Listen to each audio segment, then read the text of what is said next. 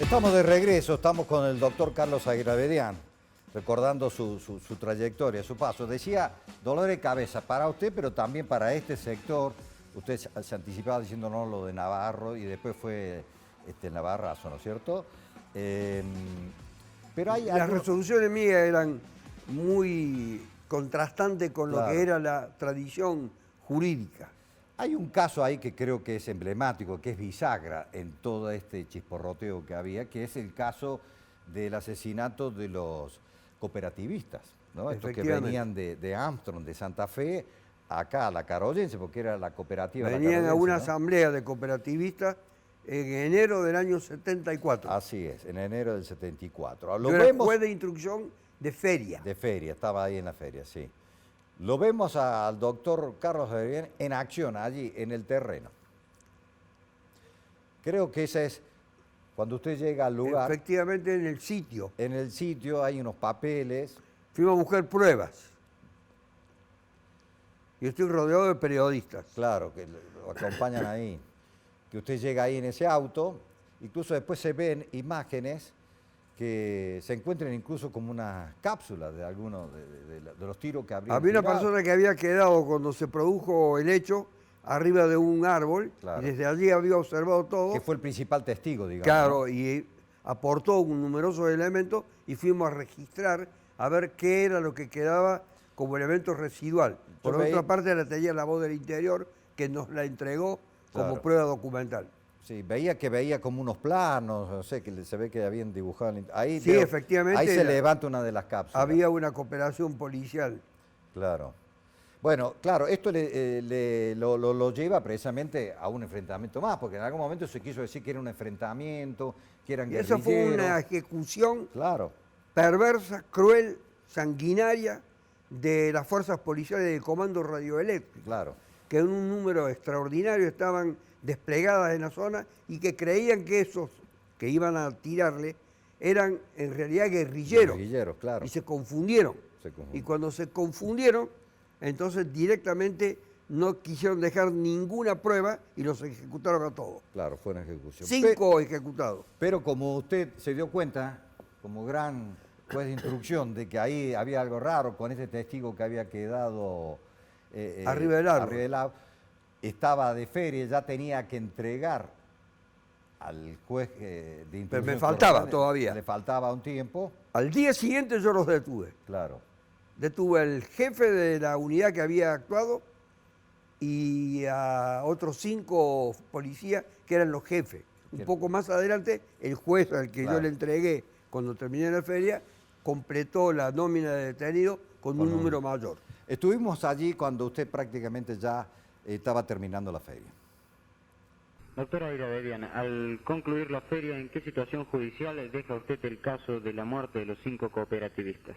Hay 2 partes en esta investigación, una en la instancia policial y otro en la instancia judicial. Ambas cumplimentadas las medidas indispensables de investigación casi en un 90%, pero restan otras que consideramos de indispensable, fundamental importancia y significación. Doctor, perdón, las instancias que usted se refiere son los sumarios. Efectivamente, los sumarios o actuaciones. Doctor, ¿qué pericias de significación restan aún realizar? Múltiples, particularmente una ampliación de la autopsia conforme a los últimos elementos incorporados al sumario en estas últimas 48 horas.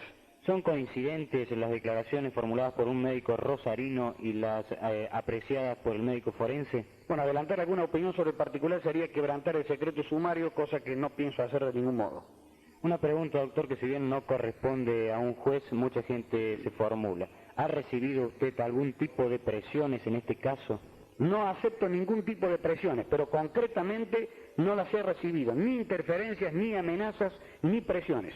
Se ha trabajado en un plano de absoluta coordinación y armonía para salvaguardar los intereses y los derechos tanto de víctimas como de victimarios. En definitiva, para restablecer todas las garantías constitucionales. Bueno, ahí entregaba. Claro, pero todo esto había generado, imagínense usted, lo que querían pasar como un simulacro, como que eran guerrilleros, a terminar casi todos los Y ya los se policías preparaba el para lo que golpe después vino, ¿no? policial sindical del 28 de febrero del 74, comandado por Navarro, Claro. para destituir a Obregón Cano y a Atilio López, cosa que lo lograron. Ahora, usted lo vivió en carne propia, porque frente a esas decisiones, le hicieron volar la casa. Dijeron que era una conspiración la nuestra, una infiltración marxista en el gobierno peronista de Obregón Cano, Y de de Atilio Airavedia. López y quien les habla. Claro. A Obregón Cano, a mí y al que era ministro de gobierno, Erio Alfredo Boneto, nos pusieron 3 bombas verdaderamente destructivas de nuestras respectivas propiedades. ¿Quiere ver cómo quedó su casa? Sí, quiero verlo. Así quedó su casa, el frente de su casa en el Boulevard San Juan. Así es. ¿Cómo En esa casa vive mi hija ahora. Claro, ahora vive Sabina ahí. ¿Qué pasó? ¿Se enteró? Yo no estaba.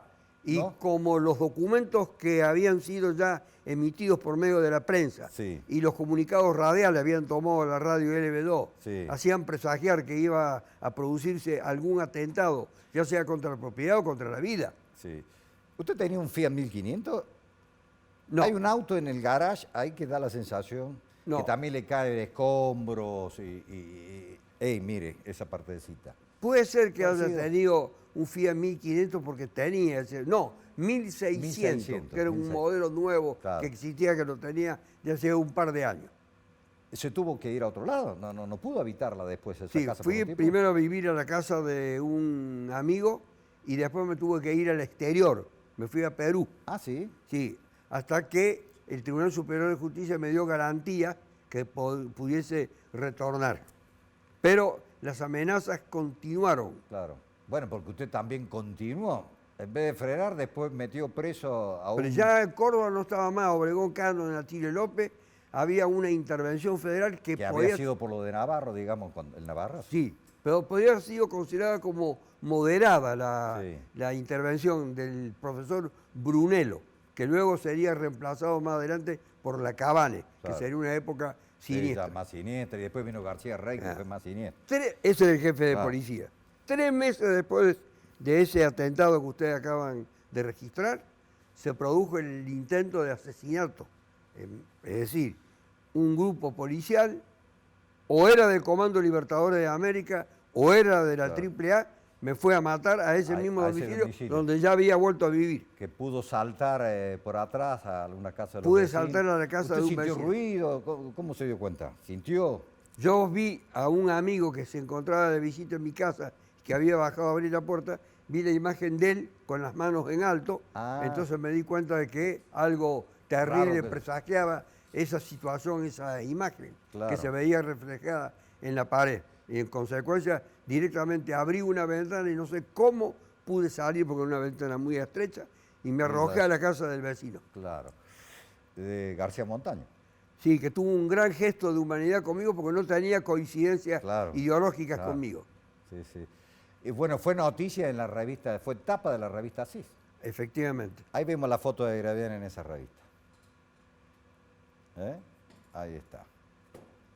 Con algunos magullones cerca del ojo, debe haber sido cuando se tiró, cuando se arrojó.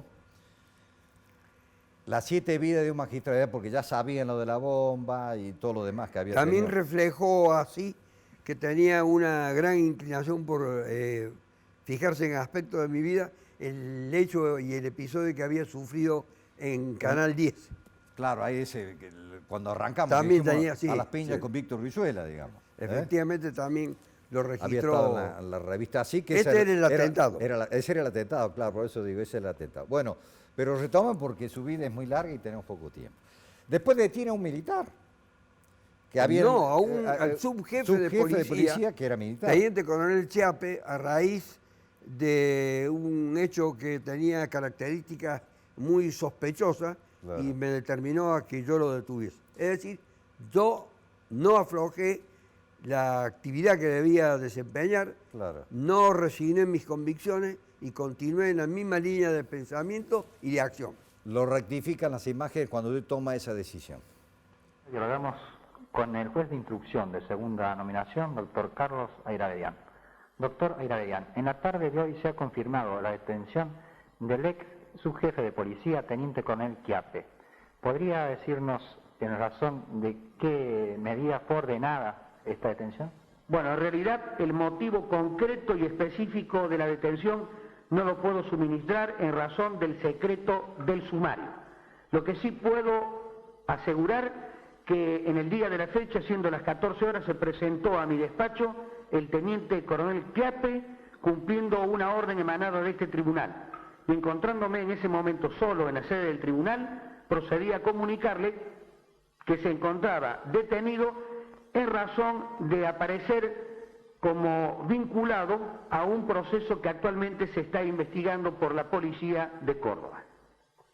Y ahora, en relación a los casos de secuestro y extorsión que usted investiga, ¿podría adelantarnos en qué situación se encuentran esas investigaciones?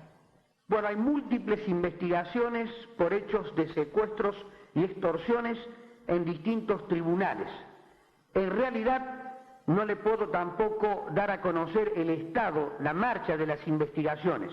Hay varias personas detenidas, aparentemente un hecho de los de secuestro confirmado en cuanto a la identidad de sus autores, le digo aparentemente, porque eso será materia del juzgamiento definitivo de la justicia.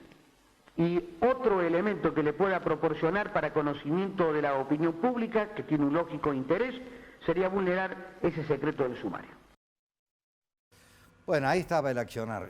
Y casi, digamos, con todos esos problemas, el intento de homicidio, la bomba y todos los otros elementos, hubo otro caso, incluso muy emblemático en el sentido para nosotros, del colega, nosotros le decíamos al negro Reina, el caso Reina, ¿no? El caso Reina, que en un principio era por un robo de un auto, pero decían que era de Leer.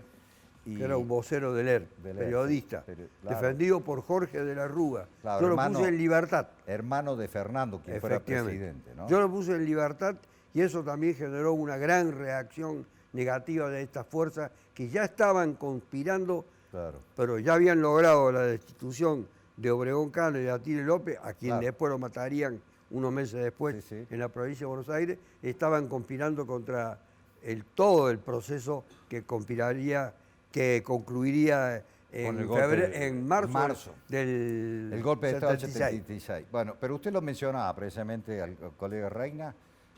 Vamos a ver precisamente el momento, la decisión como juez de dejarlo en libertad. En el juzgado de instrucción de Feria, a cargo del doctor Iradian, se produce la llegada del periodista Roberto Reina, sobre cuya situación legal habrá de informar el magistrado en minutos más. El tribunal resuelve declarar que no hay méritos para ordenar el procesamiento ni tampoco el sobreseimiento de Roberto Raúl Reina, ya afiliado por los hechos que se le atribuyen a presente causa, sin perjuicio de proseguir con la investigación. Segundo, ordenar su inmediata libertad previa fijación de domicilio, a cuyos fines libre sea el respectivo oficio. Se va a notificar.